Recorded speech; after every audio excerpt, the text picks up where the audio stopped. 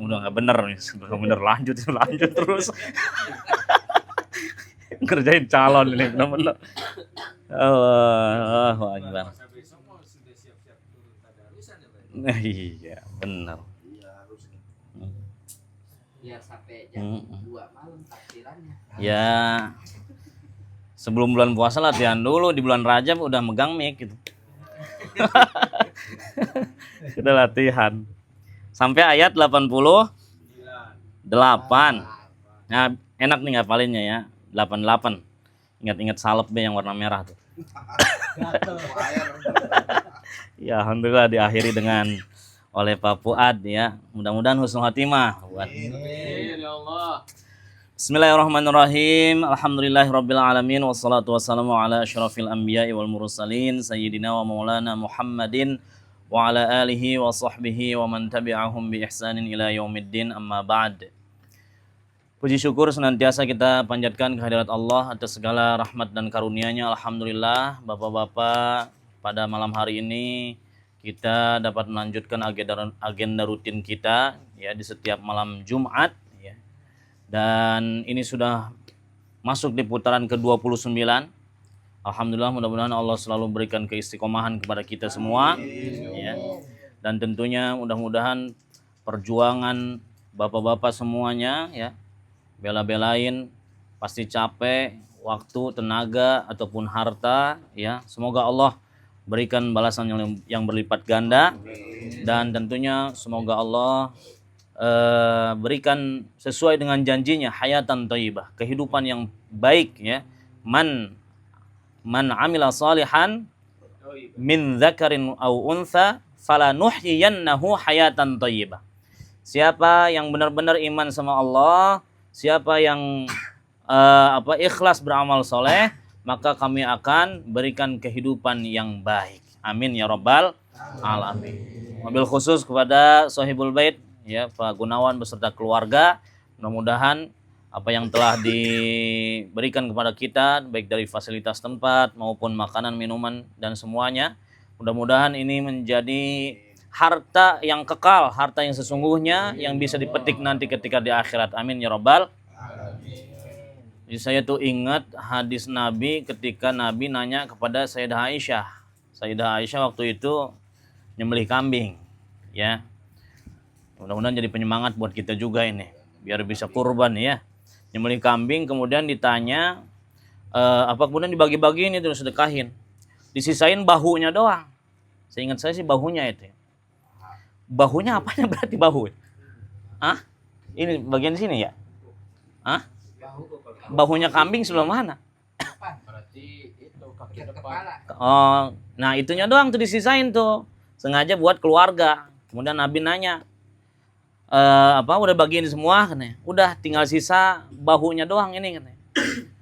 Yang tersisa itu yang kita bagiin.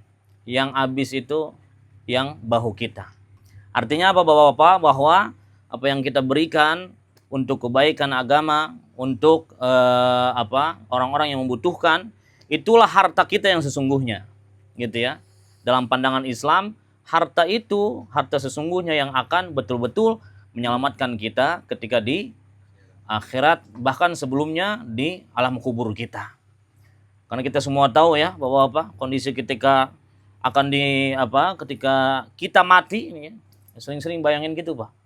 Ketika kita mati itu kira-kira yang nganterin kita tuh bakalan banyak apa enggak? Gitu ya. Kira-kira bakalan banyak ketika MC mengatakan bahwasanya ini mayatnya khair dengan keyakinan khair gitu. Jadi kagak ada lagi yang bisik-bisik. Kagak, sebenarnya dia tuh enggak ada yang begitu, ya. Meskipun secara secara zahir orang itu mengatakan baik gitu ya. Tapi yang namanya keburukan itu nggak bisa dibohongin gitu ya. Makanya banyak sekali guru-guru kita mengatakan ketika orang lain itu mengatakan bahwasanya kita ini orang baik ya, orang yang soleh, orang yang peduli ya, di tempat kerja kita atau di kumpulan seperti ini gitu ya, itu mudah-mudahan jadi modal ya, modal utama bagi kita untuk menjadi saksi ya untuk kita di akhirat nanti insya Allah. Bahwasanya Pak Fuad ini adalah orang baik gitu ya. Ini akan menjadi syafaat. Ya, mudah-mudahan ya kita semuanya bisa saling merangkul ya dan bersama kembali di surga. Ya, tanpa ada lagi drama-drama panjang harus harus mancing dulu ke neraka gitu. Gitu ya. Mana ini fulan ini gitu. Yang di luar sana gitu ya. Jangan sampai begitulah. Gitu ya. Insyaallah ya. Maka dari itu tetap semangat ya, tetap semangat dan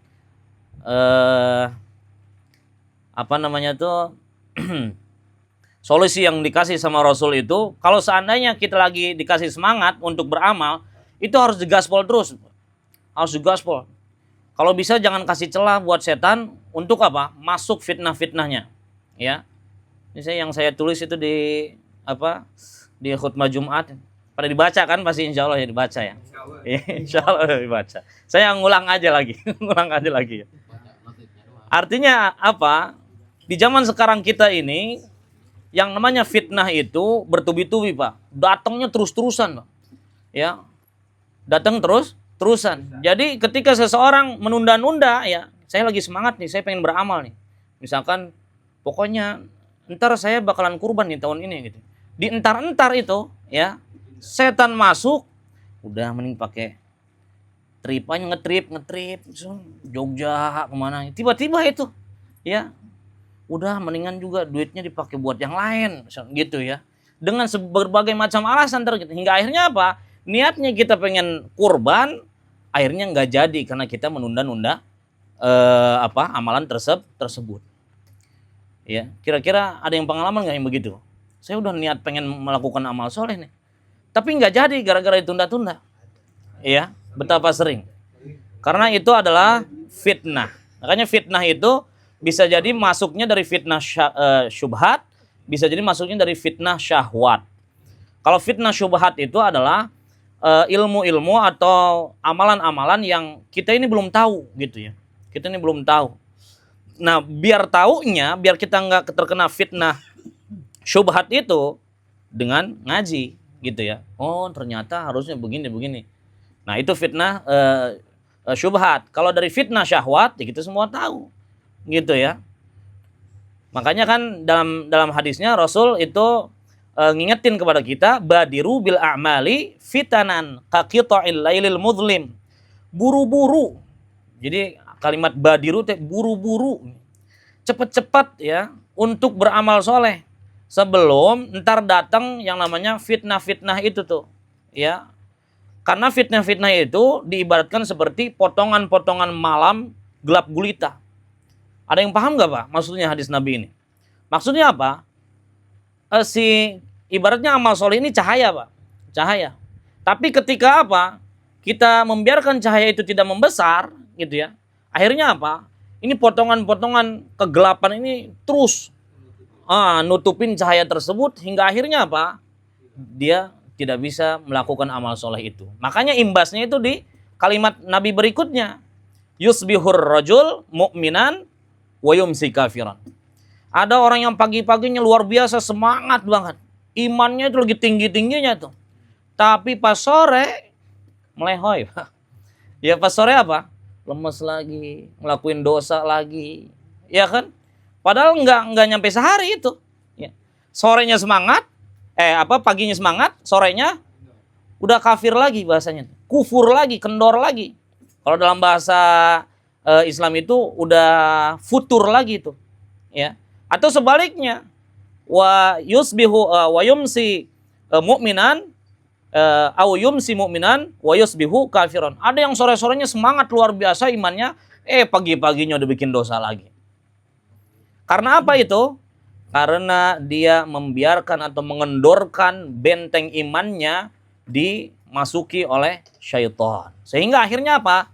Ini dampaknya itu adalah dia amalannya itu berguguran seperti debu-debu yang ditiup. Hilang aja hari itu tuh. Karena apa? Karena dia tutup dengan amalan yang buruk.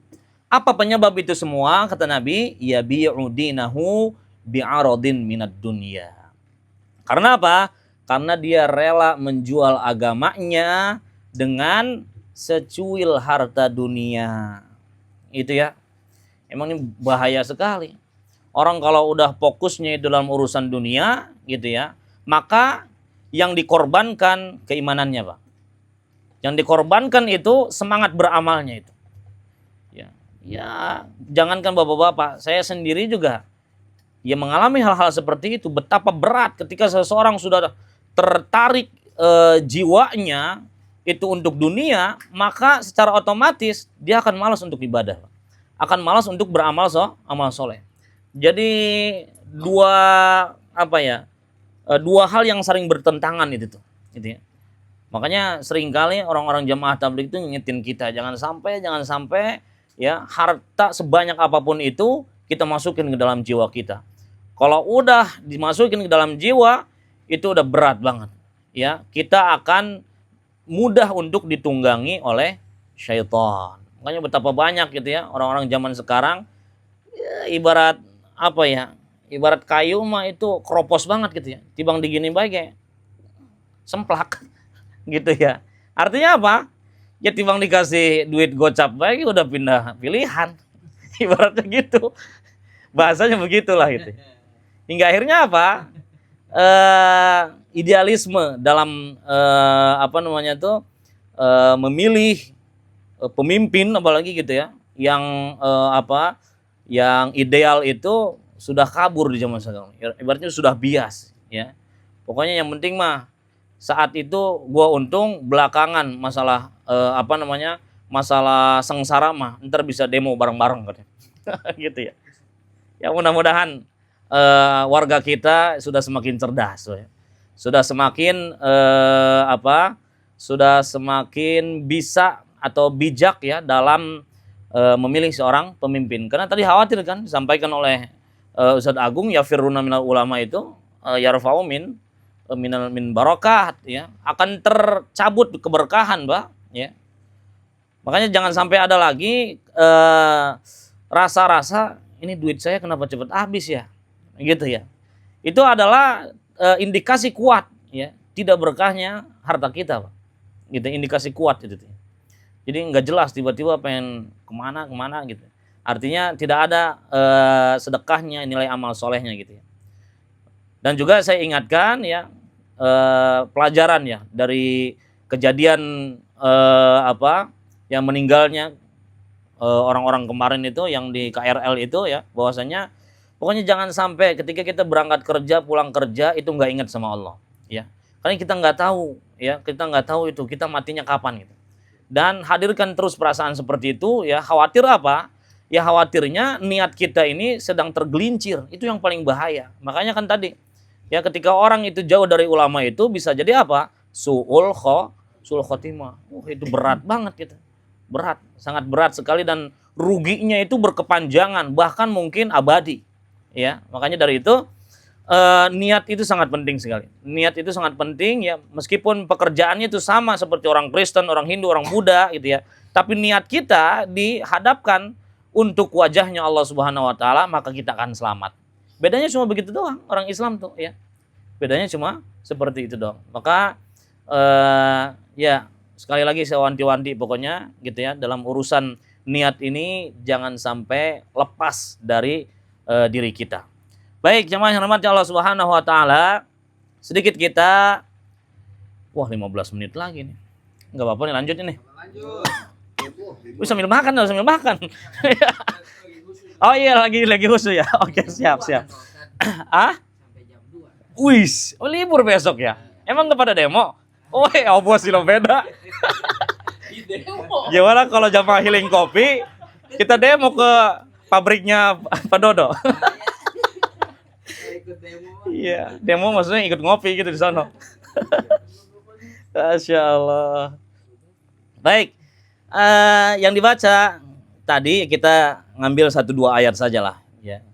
Yang penting kita bisa mengambil poin-poin dan hikmah-hikmahnya yang bisa kita amalkan dalam kehidupan kita. Oh iya, ada yang lupa itu ya. Jadi ada perkataan Imam Syafi'i yang luar biasa ya. Yang ini juga mengilhami diri saya untuk selalu berusaha ikhlas dalam setiap amal, Pak. Bahwasanya kata Imam Syafi'i katanya tubuh kita ini tidak berharga sama sekali, Pak. Ya.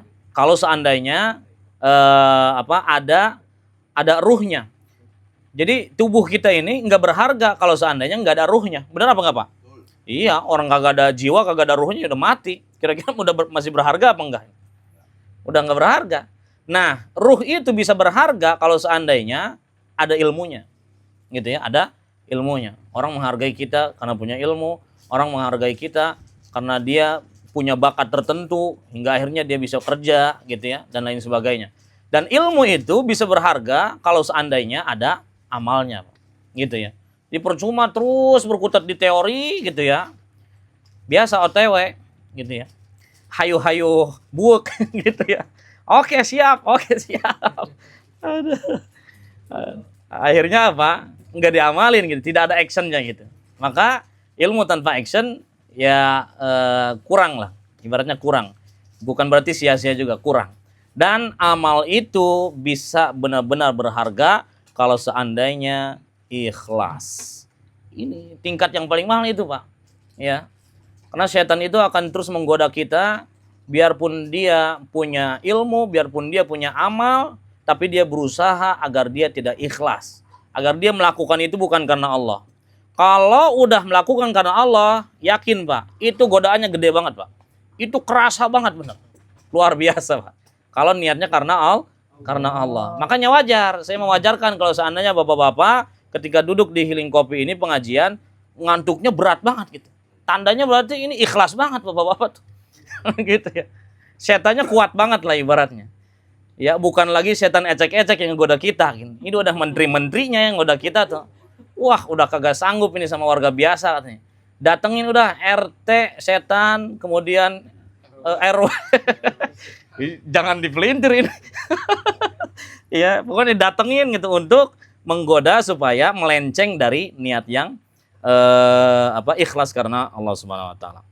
Yang tadi dibaca oleh Pak Sohibul Bait, Pak Gun, inna awlan nasi bi Ibrahim alalladzina tabauhu wa hadzan nabiyyu walladzina amanu wallahu waliyul mu'minin. Sesungguhnya manusia yang paling utama, yang paling berhak, yang paling awal bi Ibrahim untuk mengikuti ajaran syariatnya Nabi Ibrahim itu lalladzina tabauhu adalah orang-orang yang benar-benar mengikuti ajaran murninya Nabi Ibrahim wa hadzan nabi. Dan nabi ini Nabi Muhammad sallallahu alaihi wasallam yang paling berhak ya untuk mengklaim bahwasanya beliaulah estafet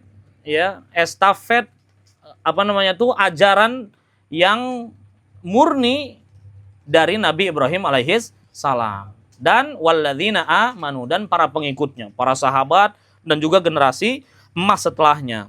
Wallahu waliyul mu'minin, dan Allah adalah walinya orang-orang beriman. Ini saya sengaja buka ya di tafsir web ini. Biasanya langganan saya tafsir web ini ya. Buka karena di sini ada tafsir Al-Muyassar, tafsir Mukhtasar, ada Zubdatut Tafsir, kemudian juga ada apa lagi nih? Markaz Tadabbur, kemudian tafsir Al-Wajiz, tafsir As-Saghir, tafsir As-Sa'di, kemudian tafsir Ibnu Katsir. Banyak sekali nih, tafsir Kementerian Agama ya. Dan biasanya saya kalau bikin teks-teks khutbah itu ngambil referensi tafsirnya di sini, Bang. Biasa zaman sekarang udah tinggal copy paste pindahin. Gitu ya. Tapi kita pahami. Coba kita baca satu tafsir saja, tafsir Al-Muyassar, tafsir dari Kementerian Agama Arab Saudi, ya. Sesungguhnya orang yang paling berhak terhadap Ibrahim dan yang paling khusus dengannya adalah orang-orang yang beriman kepadanya dan membenarkan risalahnya dan mengikutinya di atas agamanya. Dia itu adalah Nabi Muhammad sallallahu alaihi wasallam dan orang-orang yang beriman kepadanya, dan Allah penolong orang-orang yang beriman kepadanya dan mengikuti syariatnya. Itu tafsir Kementerian Agama Arab Saudi. Kalau Kementerian Agama RI ini cukup banyak ini. Mau dibacain apa kagak, Pak? Nah, satu ya. Jika demikian, orang yang paling dekat atau yang paling berhak dinisbatkan kepada Ibrahim dan ajaran yang dianutnya ialah orang yang mengikutinya, yaitu yang menjawab ajakan Nabi Ibrahim kepada tauhid. Begitu juga Nabi ini Muhammad dan orang-orang beriman, yakni para pengikut agama tauhid secara konsisten dan sungguh-sungguh. Allah adalah pelindung orang-orang yang beriman dan senantiasa memberi pertolongan di dunia dan memberi balasan surga di akhirat kelak. Dan seterusnya ya. Ini cukup panjang itu.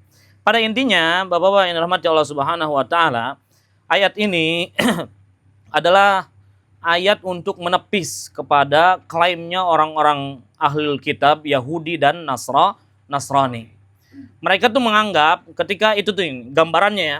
Ketika itu Nabi Muhammad itu mengatakan bahwasanya saya ini berdakwah sesuai dengan ajaran nenek moyang kalian, orang Yahudi Nasrani. Ya, siapa? Nabi Ibrahim alaihissalam. Karena Bapak-bapak, Yahudi Nasrani itu mereka itu sama mengagung-agungkan Nabi Ibrahim.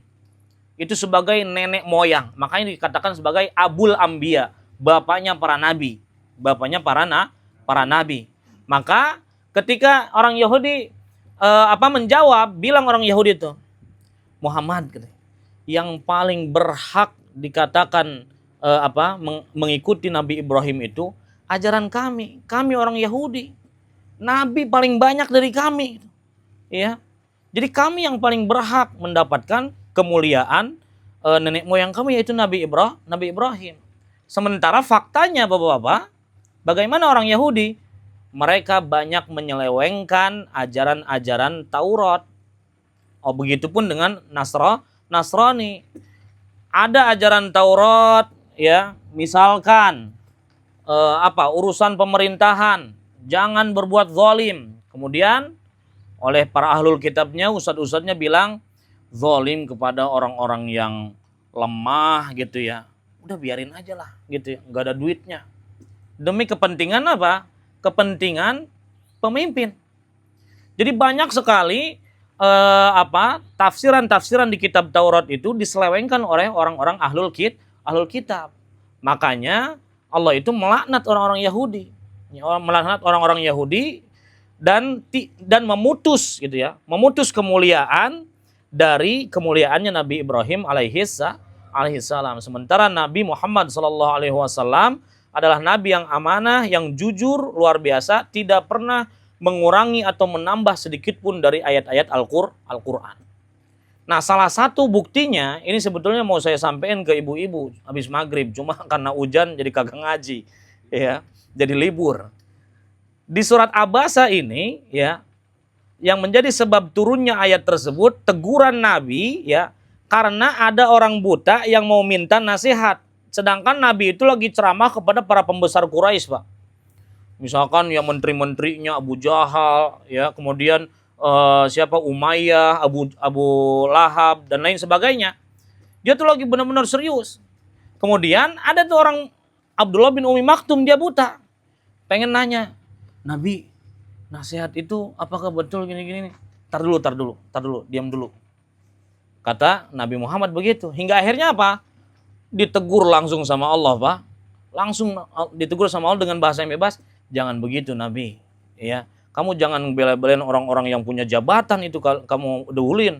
Sementara orang-orang miskin ya, yang nggak punya peluang ibaratnya ratingnya naik, dibiarin gitu ya. Hingga akhirnya ditegur. Padahal Pak, kalau menurut kita Pak, itu wajar Pak. Benar apa enggak Pak? Ya kan? Ntar dulu saya lagi fokus nih gini. Tapi itu ditegur. Nah, salah satu hikmahnya kenapa? Karena Nabi Muhammad itu adalah liutam mimma makarimal akhlak, untuk menyempurnakan kesempurnaan akhlak. Jadi hal-hal yang kecil seperti ini pun akan diikuti oleh para dai khususnya. Sehingga apa? Semua asatid, dai, kiai jangan pernah membeda-bedakan jamaah. Artinya begitu. Mau jamaahnya itu dia orang-orang miskin ya, orang-orang yang nggak punya rating buat molau kita misalnya gitu ya. Itu nggak masalah. Barangkali hatinya itu sudah diberikan hidayah oleh Allah ya, sehingga jariyahnya akan lebih banyak kita dapatkan dari orang tersebut. Kadang kita sebegitu Pak ya. Mungkin saya juga kadang suka begitu Pak. Ya apalagi ustadz-ustadz diuji dengan amplop Pak. gitu ya. Kalau ada ya job 3-4 gitu. Ini dilihat nih kira-kira amplop paling gede mana ini gitu ya. Padahal apa? Padahal yang paling bagus itu bagaimana Pak? Iya juga bener. Iya. Iya, itu realistis banget itu. Ya, yang paling gede dan yang paling awal meminta kita untuk mengisi kajian. Yang paling awal yang duluan gitu. Jangan sampai ini yang kedua, yang ketiga, yang ketiganya ya karena tahu ini amplopnya gede jadi yang ketiga dulu. Jadi kasusnya kayak tadi gitu. Mohon maaf gitu. Waduh saya mendadak ini ada acara gitu. Padahal mau ngisi di tempat lain. Masya Allah, Syari. Mudah-mudahan Allah jaga ya ulama-ulama kita agar terus ikhlas ya betul-betul berdakwah ya dimanapun dan kapanpun itu. Wahadzan nabi walladzina amanu. Ingat bapak-bapak, sedikit kita membahas, ini enggak sedikit sih sebenarnya. Kisahnya Nabi Ibrahim alaihissalam betapa kayanya jariahnya Nabi Ibrahim dan keluarganya, Pak. Kaya banget. Kenapa kaya? Karena setiap kegiatan yang dilakukan oleh keluarga mereka itu diabadikan dalam Al-Quran dan kita disuruh untuk mencontohnya. Salah satu buktinya apa Pak? Syariat haji. Syariat haji itu semua adalah apa? Napak tilasnya Nabi Ibrahim dan keluarganya. Betul apa enggak Pak? Betul. Iya. Yang bangun Ka'bah kembali Nabi Ibrahim dan anaknya siapa? Nabi Ismail berdua itu. Ya. Kemudian sambil melihat Rabbana taqabbal minna innaka antas samiul alim wa tub alaina innaka antat tawwabur rahim. Dijadikan apa? Itu tuh yang ada yang kayak emas itu tuh. Yang di dekat Ka'bah itu. Itu sebagai apa? Sebagai tempat Nabi Ibrahim selesai membangun Ka'bah. Kemudian yang begini nih. Yang putran begini nih yang cekung. Itu apa tuh, Pak? Hijr Ismail. Kenapa demikian? Karena ketika itu Nabi Ibrahim ya bukan Nabi Ibrahim. Ketika dibangun kembali di zamannya Nabi Muhammad yang ketika suruh mindahin Hajar Aswad bareng-bareng tuh pakai pakai kain tuh ya. Pakai sorban. Ketika itu dananya orang-orang Quraisy nggak cukup untuk bangun Ka'bah. Sehingga apa? Itu yang seharusnya yang Hijr Ismail itu bagian dari Ka'bah, Pak. Jadi dipotong itu sedikit. Ya makanya Hijr Ismail itu bagian dari Ka'bah aslinya Pak. Ya. Emang dulu orang-orang Quraisy nggak punya duit, Ustaz? Pernah nggak kepikiran begitu? Orang Quraisy itu banyak duitnya. Pak, banyak banget duitnya. Kenapa untuk membangun Ka'bah yang sedikit lagi itu nggak bisa? Karena apa kira-kira Pak? Karena betapa banyak harta orang-orang Quraisy ketika itu dihasilkan dari harta yang haram. Dan hebatnya orang Quraisy ketika membangun Ka'bah, mereka sedikit pun tidak mau menderma atau bersedekah dengan harta yang haram. Tidak mau sedikit pun. Hingga akhirnya apa? Dia tuh tahu ini tuh rumah suci. Gitu ya. Aneh kan Pak ya? Aneh ya. Luar biasa. Padahal yang disembah itu memakai wasilah. Ada Lata, ada Uzza, ada Hubal. Ya, ada patung-patung banyak itu di dalam, berapa ratus itu. Tapi ketika membangun Ka'bah, dia tidak mau itu. Yaitu fitrahnya orang-orang Quraisy, mereka tahu ini adalah tapak tilasnya Nabi Ibrahim. Kemudian apa lagi kira-kira Pak? Sa'i, ya, sa'i Safa Marwah. Itu kan dari sejarahnya siapa? Siti Hajar. Siti Hajar ketika mencari air, bolak-balik sampai 7 kali ada orang apa kagak, ya. Dan ternyata apa? Nabi Ismail menggeduk-geduk dia apa sih? Ya begitulah hingga akhirnya apa keluar air Zam-Zam sampai sekarang jadi syariatnya itu. Semua orang setiap tahun manasik haji melakukan ibadah haji ya melakukan apa yang dilakukan Siti Hajar itu berapa miliar pahala itu yang dia dapetin itu. Karena apa? Jadi jariah. Itu pasti jadi jariah ya dan lain sebagainya. Betapa banyak sekali napak tilasnya keluarga Nabi Ibrahim yang diabadikan sehingga apa? Nabi Ibrahim benar-benar diangkat derajatnya oleh Allah Subhanahu wa taala. Dan pelajaran yang terpenting bagi kita adalah kita coba untuk berusaha memiliki amalan jariah yang terus mengalir, Pak. Amal jariah yang terus mengalir. hidup kita di dunia ini benar-benar sebentar. Ya, benar-benar sebentar. Buktinya adalah ya kita ngerasa bahwasanya nggak kerasa ini udah 30, udah 40 tahun gitu ya. Udah senior baik gitu. Nggak nyangka. Artinya apa? Hidup kita bisa dianggap kekal, Pak, kalau seandainya kita memiliki amal jariyah. Yang tiga itulah coba kita untuk maksimalkan. Idza mata ibnu Adam in qata'a amaluhu illa min thalathin shadaqatin jariyatin aw ilmin yuntafa'u bih aw waladin salihin yad'u lahu. Kalau seandainya orang itu sudah meninggal, semua amalannya itu terputus kecuali tiga hal yang bisa jadi amal jariyah. Yang pertama, shadaqatin jariyatin, sedekah jariyah. Bangun masjid, bantu jalan, segala macam yang manfaatnya untuk orang banyak. Itu termasuk ke dalam jariyah, ya. Dan pastikan harta kita betul-betul pure murni halal, Pak ya. Jadi kalau seandainya kecampur itu bisa beda lagi karena innama yataqabbalullahu minal muttaq. Innallaha thayyibun la yaqbalu illa thayyiba. Allah itu maha baik dan tidak akan menerima amalan kecuali hal-hal yang baik-baik saja. Kemudian yang kedua apa? Ilmin yuntafa'u bih. Ilmu yang bermanfaat, ilmu yang bisa dimanfaatkan. Artinya apa? Kita punya ilmu, ya, kemudian kita manfaatkan, kita amalkan, dan ada orang yang terilhami atau terinspirasi dengan nasihat kita, maka itu pun akan menjadi amal jariyah. Kemudian yang ketiga apa? Waladin solihin yad'u lahu. Anak yang soleh yang selalu mendoakan kedua orang tuanya. Jadi ini menjadi motivasi bagi kita.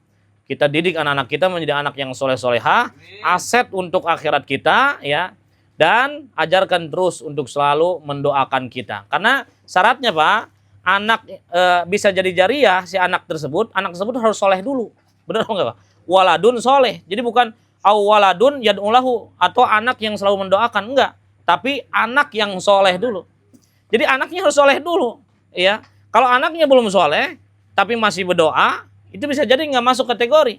Tapi kalau anaknya sudah masuk anak yang soleh dan selalu mendoakan untuk orang tuanya, maka selama anak tersebut hidup terus mendoakan setiap hari, maka itu akan terus menjadi jariyah untuk kita di alam kubur nanti. Dan insya Allah itu akan membantu kita mendapatkan syafaat sehingga dimudahkan dalam melewati perjalanan panjang di akhirat nanti. Dan insya Allah akan dipertemukan kembali di surganya Allah Subhanahu wa Ta'ala. Amin ya Allah ya Rabbal Alamin. Terakhir kita doakan ya saudara-saudara kita yang sudah dipanggil oleh Allah untuk menunaikan ibadah haji. Mudah-mudahan mereka semuanya diberikan kesehatan dan juga mendapatkan haji yang mabrur. Itu yang paling penting ya, mendapatkan haji mabrur sehingga ketika pulang kembali ke Indonesia menjadi haji-haji yang soleh ya. Haji-haji yang walaupun gak disebut haji juga tetap baik ya sholat gitu ya, tetap baik nengok ya, dan